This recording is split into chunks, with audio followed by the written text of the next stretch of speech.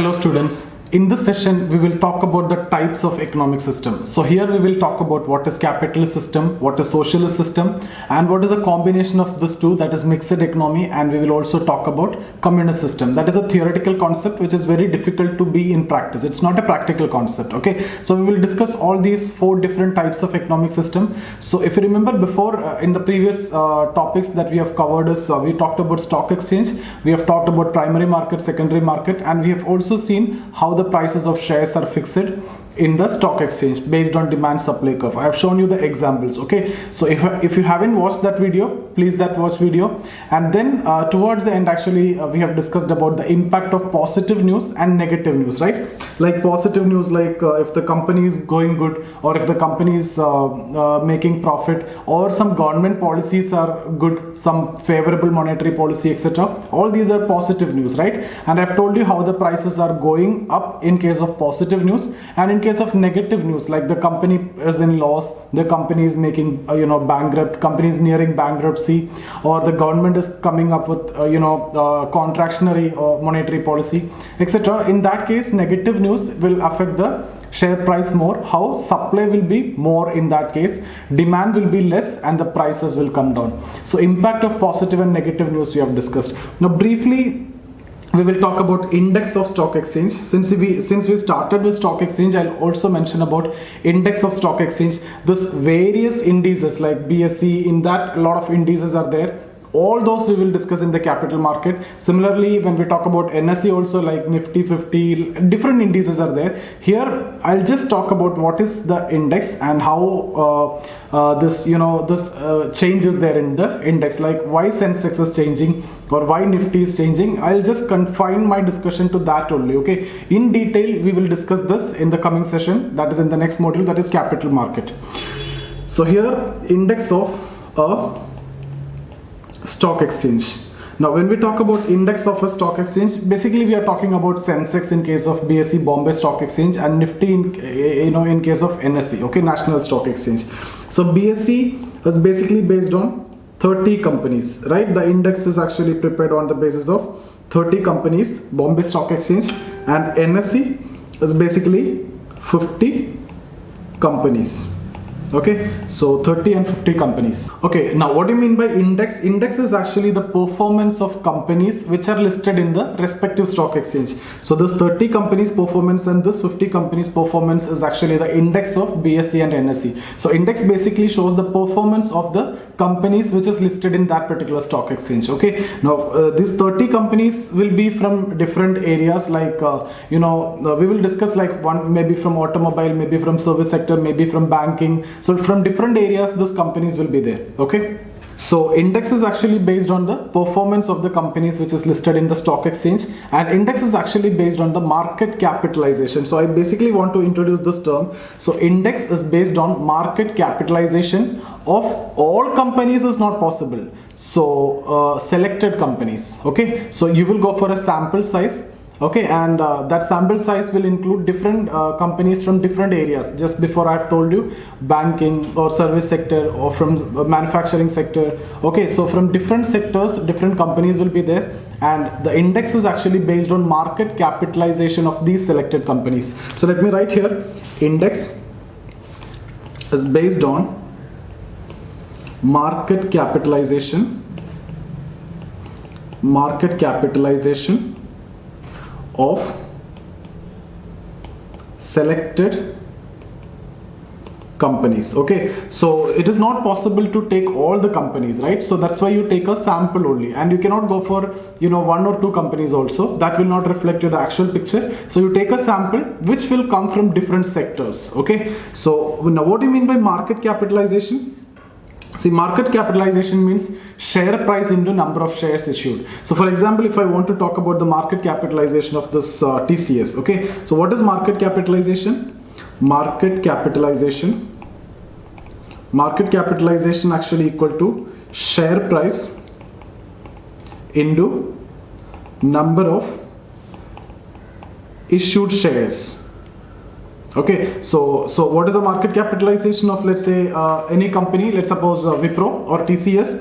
let's suppose TCS issued, let's say 20 crore shares. Okay, so TCS or any company, let's suppose, yeah, let's take TCS. TCS issued 20 crore shares and the cost of share is, let's say, 100 rupee. Okay, so cost of share is 100 rupee. So what is the market capitalization of this company? 2000 crore. Okay, so market capitalization of this company is 2000 crore. So market capitalization of selected companies, that is what taken into consideration while you understand the change in index. So the index of any stock exchange change based on the change in market capitalization also. Okay, so index is based on market capitalization of selected companies. Selected companies only, not all companies. Why selected companies? Because those companies will, you know, represent all the other sectors. Okay, so we cannot practically take all the companies. So that's why a sample size. Like when we talk about Nifty, that 50 companies, or BSC, that 30 companies, like that. Okay, so here you can say market capitalization of this particular company, let's say 2000 crore. Similarly, other companies also. Okay, now see what is it, this share price. So market capitalization depends on what? The number of issued shares will be same, right? 20 crore shares issued, that will be the same. So this will not change. That is a constant part. So market capitalization, will it be same? It will not be same. It depends on these two, right? But this part will remain the same. This 20 crore issued shares will be remaining the same if the company is not going for follow-on public offer. Okay, that is different thing that we'll discuss, but as of now, the number of issued shares will not change. That will be the same. What will change? The share price will change.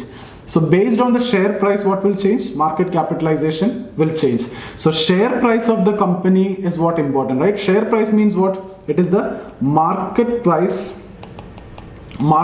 of share. So market capitalization depends on share price or market price of share. Now you know market price of share depends on what? Market price of share depends on what? How the prices of share is actually fixed in the market. It depends on demand and supply. So this basically depends on what?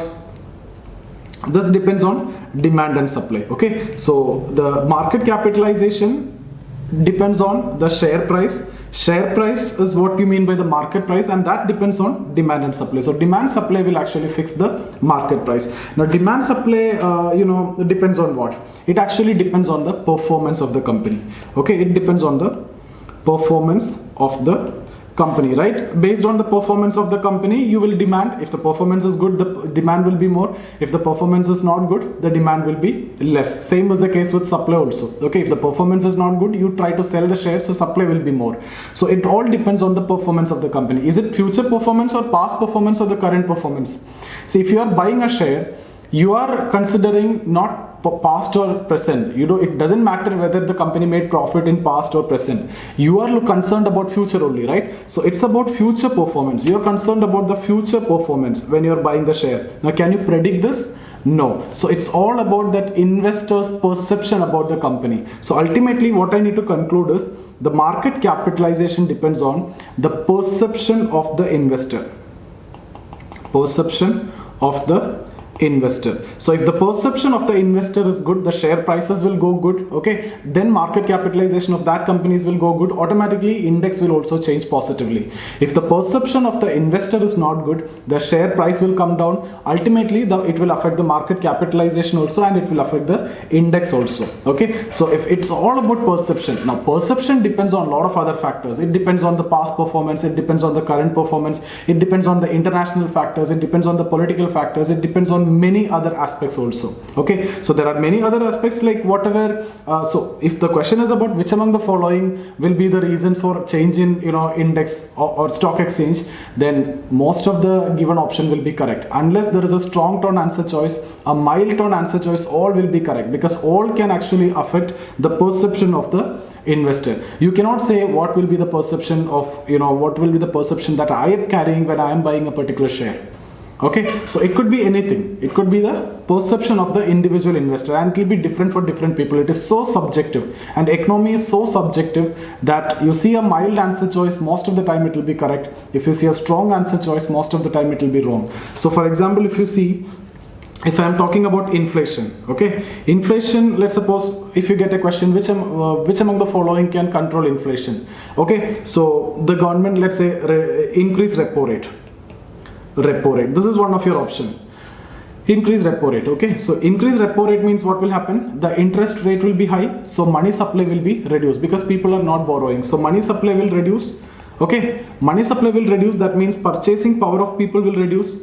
And effectively, what does that mean? If the purchasing power reduce means aggregate demand will reduce in the economy. That lead to decrease in price. So a repo rate increasing, you can control inflation. But if the question is about can you control inflation? Yes, you can control inflation. It has to be mild. Okay, it can definitely control inflation. Can it definitely control inflation, or can it effectively control inflation? Then it is no, because there is a strong tone. Why? I'll tell you, there is another aspect also. Here, when the repo rate is increasing, the investment will come down because borrowing, it will be costly now. Interest rate is high, so you don't have money to invest. You can't borrow also, so investment will come down. So don't you think it will affect growth? It will affect growth. So what will happen with the production? Production will come down. Yes, production will come down.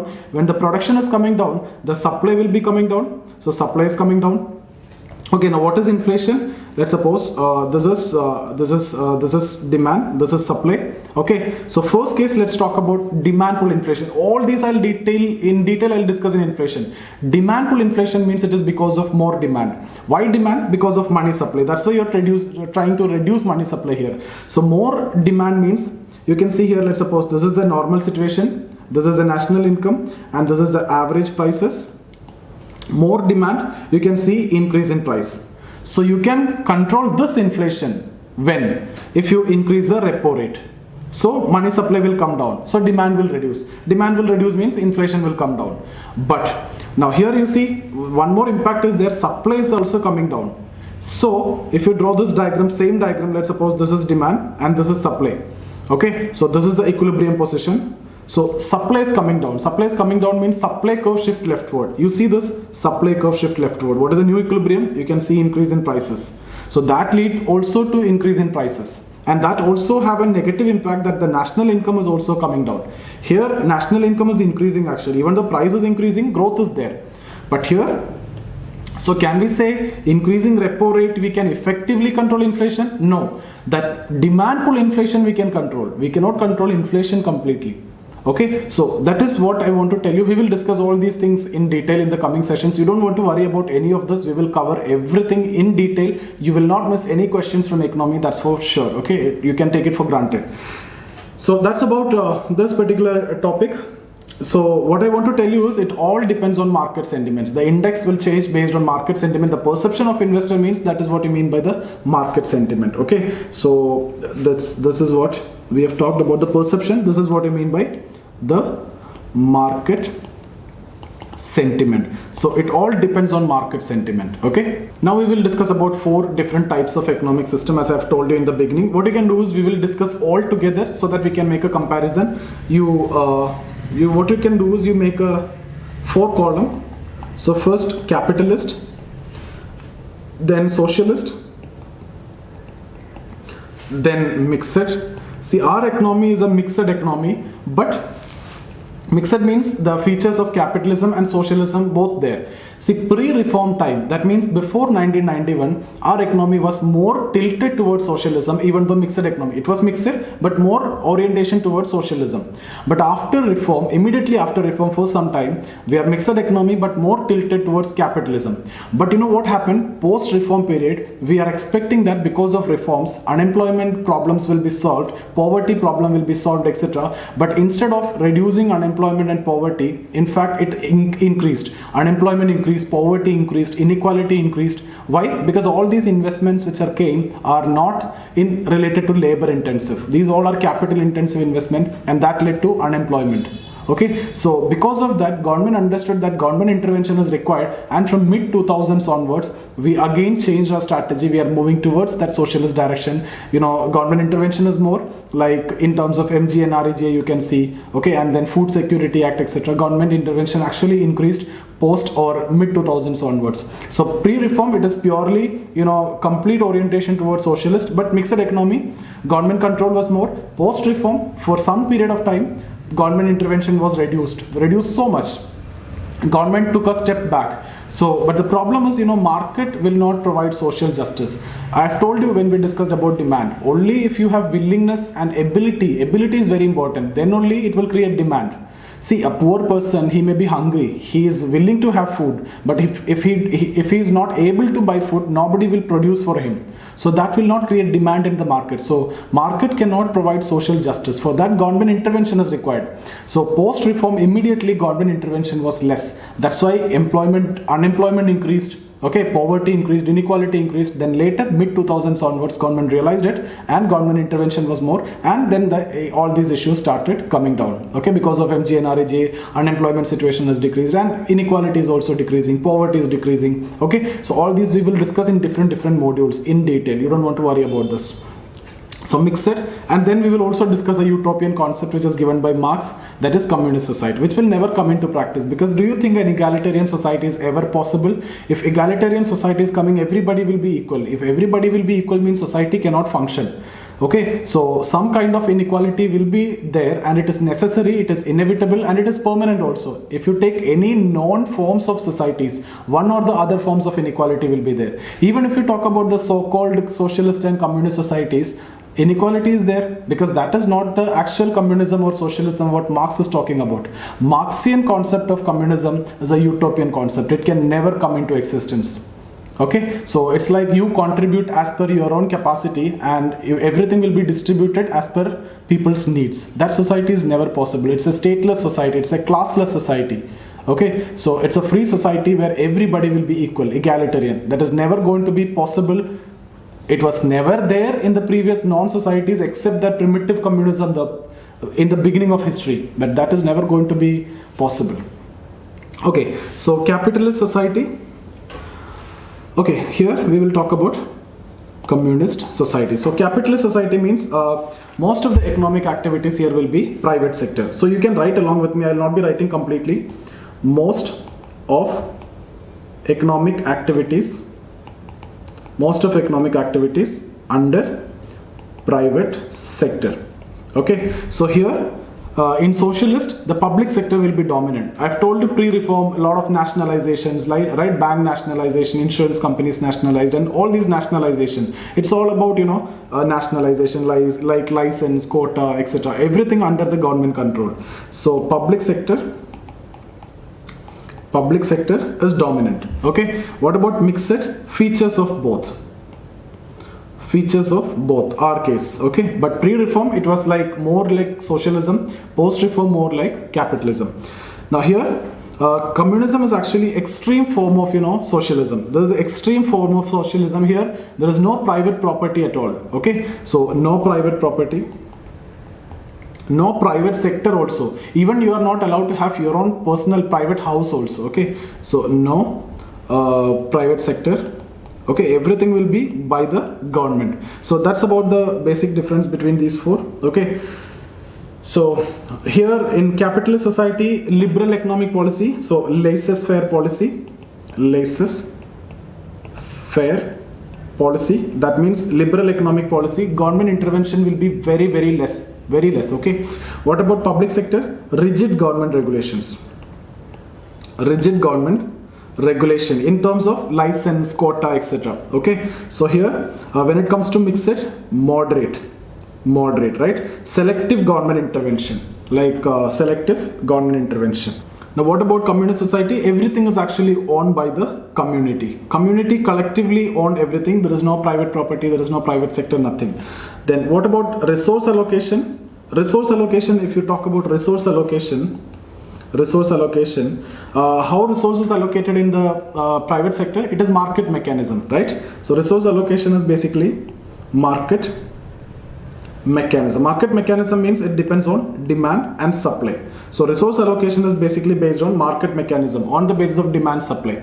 What about government sector? So what about socialist? It is actually economic planning, right? So planning is actually a feature of socialist society. Okay, so economic planning. And what about moderate? Here resource allocation is done by modified market mechanism. It is actually mix of both, right? For example, there will be a demand supply situation. So for example, this is the price. Okay, and if you remember when we discussed about the case of paradox of poverty of farmers, okay, I've told you if the bumper production, the prices will come down so drastically, but government will intervene by coming up with a minimum support price. That means government is making sure that the prices won't fall beyond a level, right? That's what you mean by modified market mechanism. So here let me write modified market mechanism. So it is basically related to demand supply, so market mechanism, but government planning or government intervention is there, so modified market mechanism.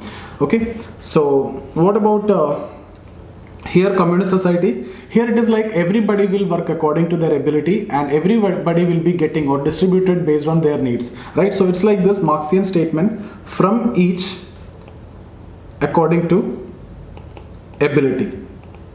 So from each you have to contribute according to your ability, and to each according to their needs. Okay, so everybody should be contributing here and everybody will be distributed here based on their needs, nothing more, nothing less. So everybody is considered equal and it's a clear-cut egalitarian society. Okay, so here in capitalist society, what is the motive? The profit motive. Okay, so here profit motive. What about socialism? It is welfare or social welfare. So social welfare is considered more important. What about mixed? In mixed, both, right? Like increase in terms of taxes, in terms of subsidies, okay, etc. So all these are coming in, so mixed. What about communism? It's a classless society, everybody is equal. Okay, it's a stateless society, so everybody will be given as per their needs. That's a utopian concept. Okay, egalitarian society, and that is practically not possible. I've told you the reason. Now if you talk about the advantages of each society, okay, what is the advantage of capitalist society? Everything is done as per the market mechanism, so efficiency will be higher, only the fittest will survive. So efficiency will be high. Okay, in case of socialist, it is meeting the social justice. I have told you the problem with market mechanism is market will not ensure social justice. Okay, so here efficiency may be low, but social justice is achieved. Social justice is achieved. So here both, right, contribution of both will be there. So it will be like efficiency will be there, okay, and social justice. That's why we are going for mixed economy, and this is not practically possible, communist society. Now what about disadvantage? If you talk about disadvantage means here if you see the problem is social inequality, because market won't take care of social justice. So social inequality will be high, and there will be a lot of social problems. Social justice will not be met because only market will take care of those who have money, okay, and who are efficient. So everything is left out to market. Okay, so here what is the problem? The problem is efficiency. Okay, it is inefficient. Most of the government sectors are inefficient in that context. Okay, inefficient, lack of competition, no personal incentive here. Okay, because it is not based on market mechanism, so there is no need to have any personal incentive or motivation here. What about problems here? See, we are talking about this exactly the same thing. It is not as efficient as this, and it is not as serving the social justice as socialist society. So that is a problem. So both here compromise in both, okay, both objective. It is not that efficient, at the same time it is not able to meet completely the social requirements or social justice also. So there is a compromise on both aspects. Okay, so that means basically no objective is met with the full extent. Okay, so to an extent it is met, but not full extent. So I've told you Indian economy as a mixed economy. It is having features of both. Okay, moderate government intervention, and the market mechanism, modified market mechanism, you will see government will interfere if it is required, and it is a mixed economy with a tilt towards socialism, pre-reform, post-reform with a tilt towards capitalism. It is a mixed economy, but mid-2000s onwards government intervention actually increased more. So before reform government intervention was more, post-reform government intervention reduced, mid-2000s it is increased. I have told you the reason. So I hope you understood. If you have any doubt, you can get in touch with me here. That's my Instagram ID, and you can join the Telegram channel. You will get all my videos over there. Apart from that, if you have any doubts related to civil service preparation, if you want to write test series with me, or if you want guidance, mentorship, anything, you can call me. This is my number, 9790 892 697. Okay, so see you guys. Thank you. So that's about the session. I hope you understood everything that we have discussed today. If you have any doubt in any of the videos that we have discussed so far, you can get in touch with me here. That's my Instagram ID, okay? Or you can join the Telegram channel.